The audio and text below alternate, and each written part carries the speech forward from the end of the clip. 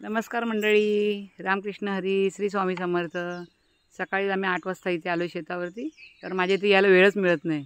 सगळीकडे कामं चालू आहे, ट्रॅक्टर काय मिळत नाही आम्हाला। ट्रॅक्टरची वाट बघून बघून कंटाळलो, आता शेवटी हाताने करायला आलोय। कारण नदीचं पाणी व्हाळ म्हणतात ना, तसं इथे व्हाळ आहे आमचं।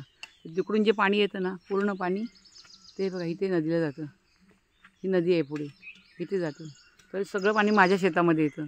गेल्या वर्षी भात केला होता तेव्हा काय कंडिशन झाली ते आम्हाला माहिती होती। यावर्षी नको म्हटलं भात, यावर्षी आहे ती झाडं नारळी वगैरे लावल्यात त्यात जगवायचा प्रयत्न करायचा आणि खत पाणी टाकायचं त्यांना।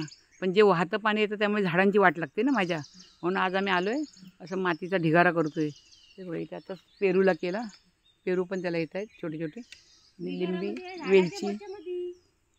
वेलची पण आहे, लिंबू आहे, त्यांना प्रयत्न करतोय लावायचा खत पाणी टाकून। आणि गवत वाढलं आहे ते सगळं काढायचं आहे। आणि नंतर मग या साड्या ज्या लावल्या त्या काढून टाकतो आहे। आता सगळ्या नाही काढत, पण नेमक्या नेमक्या साड्या खराब झालेल्या काढून टाकतो आहे। काही साड्या ठेवतो आहे कारण मला मुंबईला जायचं आहे, पण इथे लक्ष ठेवायला कोण नाही ना। मग 8 दिवसांनी आल्यानंतर मी पुन्हा काळजी घेईन, त्यासाठी रस्ता पाहिजे म्हणून ट्रॅक्टर टँकर हे आपलं काय गं छोटासा, हां छोटा ट्रॅक्टर आहे तो बोलून तिकडची जागा करायची मला जायला। इथलं वाढलं काय फरक पडत नाही, पण तिकडून जागा करायची मला आतमध्ये जायला। तर खूप गवत वाढलं, जागा मिळत नाही जायला ना, आणि चिडूक मिडूक काय ना काय असतं, त्यामुळे भीती वाटते एकटीला यायला। तर मी एकटी शक्यतो येत नाही, यांना घेऊनच येते बरोबर येताना कधी पण। आणि आम्ही दोघे एन्जॉय करत असतो इथे, आम्ही दोघीच करत असतो। दुसरा कोण आला तर आमची ते कुंद आहे, आता लांब जर राहायला गेलेले आहे, घर जर राहायला लांब बांधलेलं आहे। तिच्या पण शेतात काम आहे, भात लावलाय, पण काय गं भाताचं झालंय, भातात एवढं पाणी आहे। पाणी आम्ही यंदा शेती लुस्कान केलेली आहे, कारण एवढा पाणी आहे, त्या पाण्यामध्ये आम्ही भात पेरणी केलेली आहे। ती उगवतोय का नाही होते शक्यता नाही, कारण एवढा चिखलामध्ये आमचा पेरणी झालेली आहे। तुम्हाला कसा वाटला तर नक्कीच सांगा। रामकृष्ण हरी। हो खूप हालत झाले, तिने भात पेरलाय, नाचणी उगवले छान, नाचणी उगवले छान, दोघींनी लावले छान पण नाचणीचा आम्ही नक्कीच तुम्हाला नाचणीचा पण व्हिडिओ करून दाखवू कशी रुजले ती। पण आता जे करतोय त्याला यश येऊ दे, कालकायला सांगतोय, खेडोबाला सांगतोय नक्कीच यश येणार। आणि आम्ही अशी कशी छोटी छोटी कामासारखी करतच असतो। आणि आता बघा पैसे येत नाही लाडक्या बहिणीचं, लाडका भाव कुठे गेला तो पण पत्ता नाही। कारण का एवढी आम्ही हालत झाले की आम्हाला आता आमची लुस्कानी झालेली आहे।